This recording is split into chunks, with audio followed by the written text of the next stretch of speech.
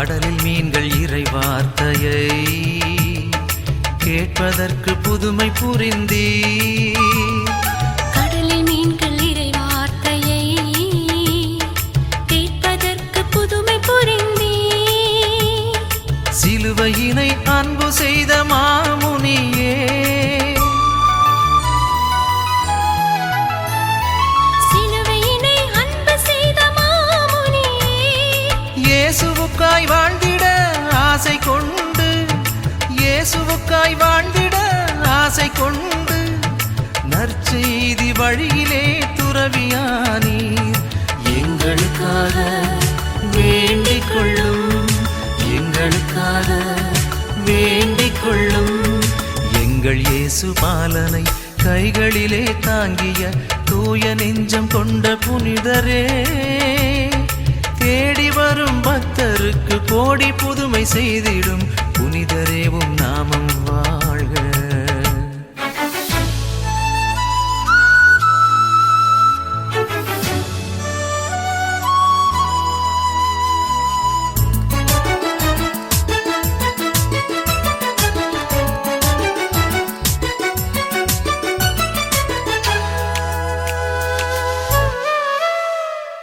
பேய்களும் நடுங்கி போகுமே ஐயா உன் திருநாமம் சொல்லும் போதிலே. பேய்களும் நடுங்கி போகுமே ஐயா உன் திருநாமம் சொல்லும் போதிலே. ஊமைகளை பேசச் செய்யும் புதுமை புனிதரே,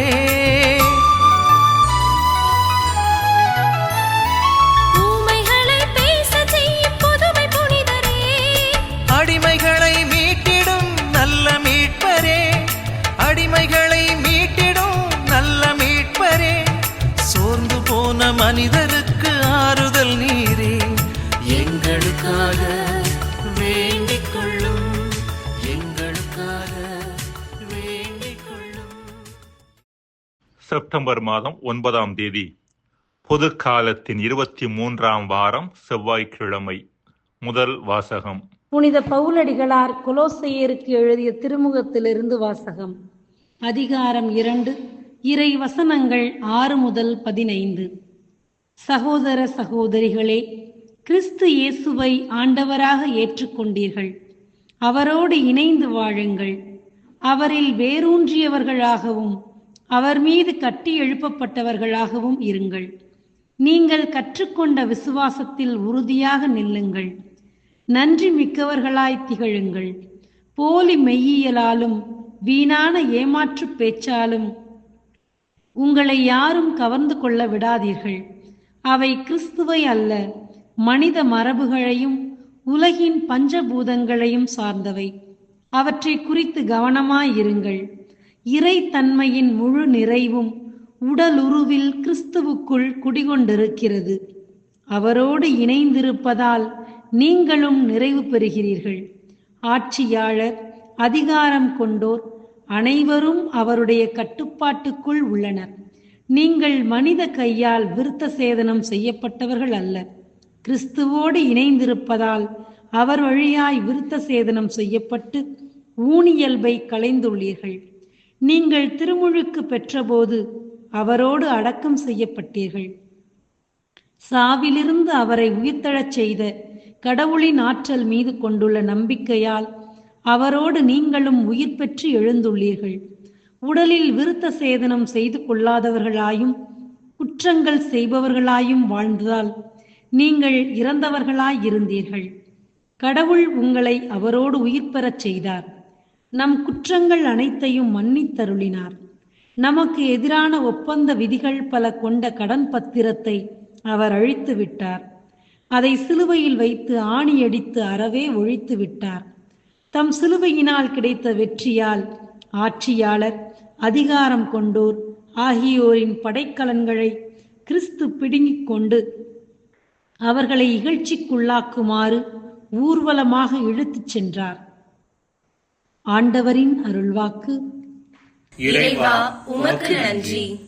நற்செய்தி வாசகம். லூக்கா எழுதிய நற்செய்தி அதிகாரம் 6 இறை திருவசனங்கள் 12 தொடங்கி 19 முடிய. அந்நாட்களில் இயேசு வேண்டுவதற்காக ஒரு மலைக்கு போனார். அங்கு கடவுளிடம் வேண்டுதல் செய்வதில் இரவெல்லாம் செலவிட்டார். விடிந்ததும் அவர் தம் சீடர்களை தம்மிடம் கூப்பிட்டு அவர்களுள் 12 தேர்ந்தெடுத்து அவர்களுக்கு திருத்தூதர் என்று பெயரிட்டார். அவர்கள் முறையே பேதுரு என்று அவர் பெயரிட்ட சீமோன், அவருடைய சகோதரர் அந்திரேயா, யாக்கோப்பு, யோவான், பிலிப்பு, பர்த்தலமேயு, மத்தேயு, தோமா, அல்பேயுவின் மகன் யாக்கோபு, தீவிரவாதி எனப்பட்ட சீமோன், யாக்கோப்புவின் மகன் யூதா, துரோகியாக மாறிய யூதாசு இஸ்காரியோத்து என்பவர்களே. இயேசு அவர்களுடன் இறங்கி வந்து சமவெளியான ஓரிடத்தில் நின்றார். பெருந்திரளான அவருடைய சீடர்களும் யூதேயா முழுவதிலுமிருந்தும் எருசலேமிலிருந்தும் தீர் சீதோன் கடற்கரை பகுதிகளிலிருந்தும் வந்த பெருந்திரளான மக்களும் அங்கே இருந்தார்கள். அவர் சொல்வதை கேட்கவும் தங்கள் பிணிகள் நீங்கி நலமடையவும் அவர்கள் வந்திருந்தார்கள். தீய ஆவிகளால் தொல்லைக்கு உள்ளானவர்கள் குணமானார்கள். அவரிடமிருந்து வல்லமை வெளிப்பட்டு அனைவர் பிணியையும் போக்கியதால் அங்கு திரண்டிருந்த மக்கள் யாவரும் அவரை தொட முயன்றனர். ஆண்டவரின் அருள்வாக்கு. கிறிஸ்துவே உமக்கு புகழ். பிரியமானவர்களே, மனிதர்களாகிய நாம் அனைவருமே வாழ்வின் நிறைவை தேடிக்கொண்டிருக்கிறோம் என்று சொன்னால் அது மிகையல்ல. பல்வேறுபட்ட செயல்பாடுகள், காரியங்கள் வழியாக நம் வாழ்வின் நிறைவை நாம் தேடிக்கொண்டிருக்கிறோம். புனித அகஸ்தினாரை ஒரு உதாரணமாக நாம் எடுத்துக்கொள்ள முடியும். அவர் ஒழுக்கக்கேடான வாழ்க்கையிலும் திருச்சபைக்கு மாறான கொள்கைகளிலும் திளைத்த காலம் அது. அவரது வாழ்வு அடிப்படையில் மகிழ்ச்சியையும் நிறைவையும் தேடிய வாழ்வாக இருந்தது. தொடக்கத்தில் மாணிக்கேயிசம் என்று சொல்லப்படக்கூடிய அதீத ஒருத்தர முயற்சிகளை மேற்கொண்ட குழுவில் உறுப்பினராக இருந்து அங்கு தன் வாழ்வின் நிறைவை தேடினார்.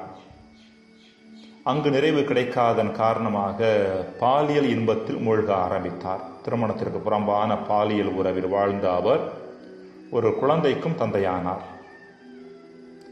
இப்படிப்பட்ட சூழ்நிலையில் அவரது தாய் மோனிகாவோ அவரது மனமாற்றத்திற்காக ஒவ்வொரு நாளும் மன்றாடினார். ஒரு முறை அவர் ஆயரான் அம்ப்ரோசியாரிடம் சென்று தன் மகனை அழைத்து அவருக்கு புத்தி சொல்லும்படியாகவும் தவறான கொள்கைகளில் நம்பிக்கை வைப்பதை விட்டுவிட்டு மனம் மாறும்படி அறிவுரை கூறும்படியாகவும் கேட்டுக்கொண்டார். அகஸ்தினாரை பற்றி ஓரளவிற்கு அறிந்திருந்த அம்ப்ரோசியார், உங்கள் மகன் நான் சொல்லுகின்ற புத்திமதியை கேட்கின்ற அளவிற்கு இன்னும் தயாராகவில்லை.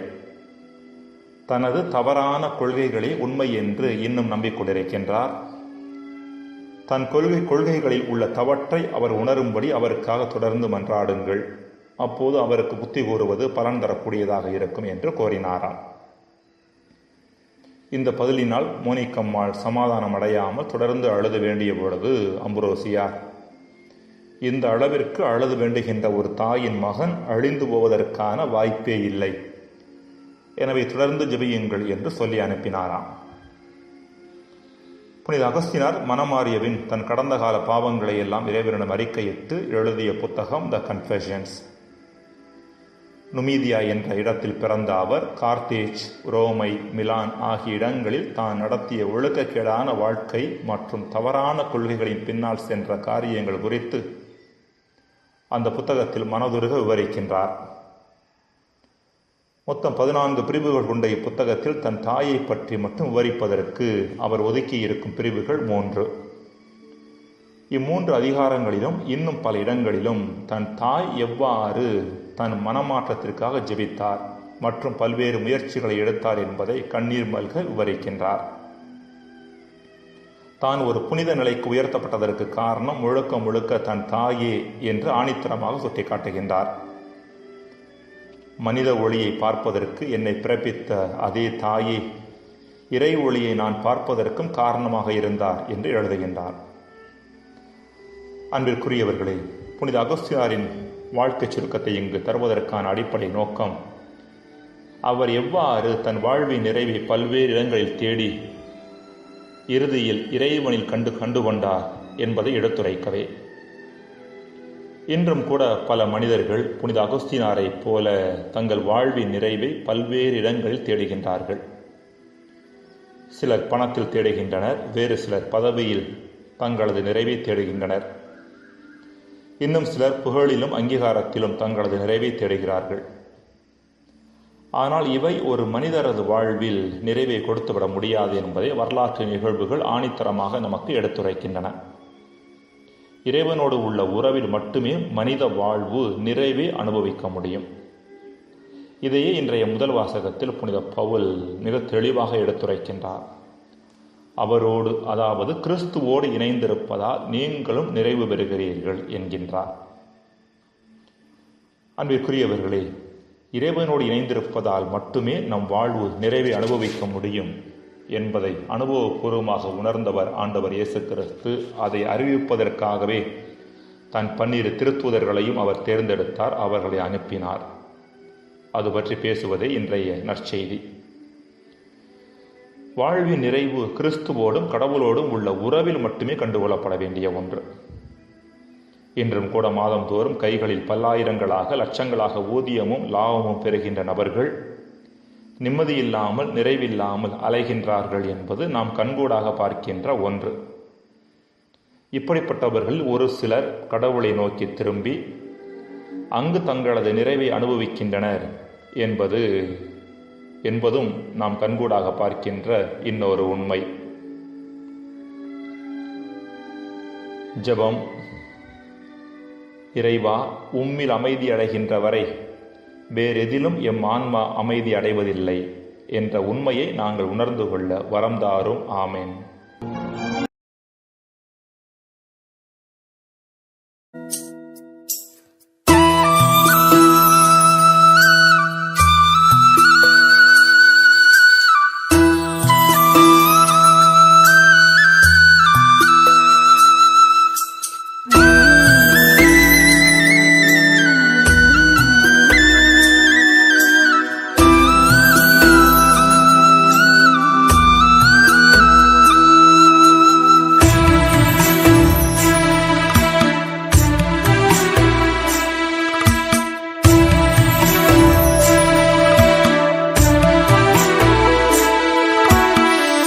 இயேசுவே, உம் வல்லமை எனக்கு தாரும். வலுவற்று போகும்போது எனக்கு உதவும். இயேசுவே, உம் வல்லமை எனக்கு தாரும். வலுவற்று போகும்போது எனக்கு உதவும். வல்லமை தாராயோ, வல்லமை தாராயோ, வல்லமை தாராயோ, வல்லமை தாராயோ, வல்லமை தாராயோ, வல்லமை தாராயோ, வல்லமை தாராயோ, வல்லமை தாராயோ.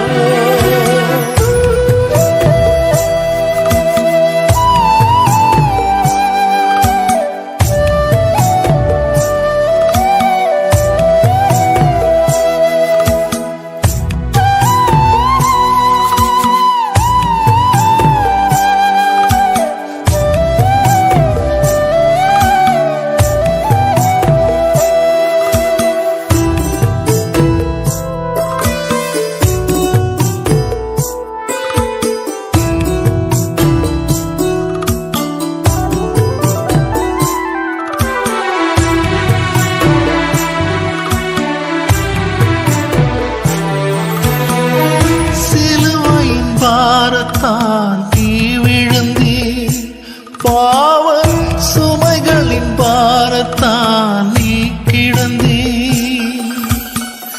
சிலுவையின் பாரத்தால் நீ விழுந்தீர், பாவ சுமைகளின் பாரத்தால் நீ கிடந்தீர். விழுந்து கிடந்த நீ எழுந்தது போல, விழுந்து கிடந்த நீ எழுந்தது போல, என்னையும் எழ செய்தருளும் ஐயா, என்னையும் எழ செய்தருளும் வல்லமை தாராயோ வல்லமை தாராயோ வல்லமை தாராயோ வல்லமை தாராயோ வல்லமை தாராயோ வல்லமை தாராயோ வல்லமை தாராயோ வல்லமை தாராயோ இயேசுவே உன் வல்லமை எனக்கு தாரும் வலுவற்று போகும்போது எனக்கு உதவும் இயேசுவே உன் வல்லமை எனக்கு தாரும் வலுவற்று போகும்போது எனக்கு உதவும்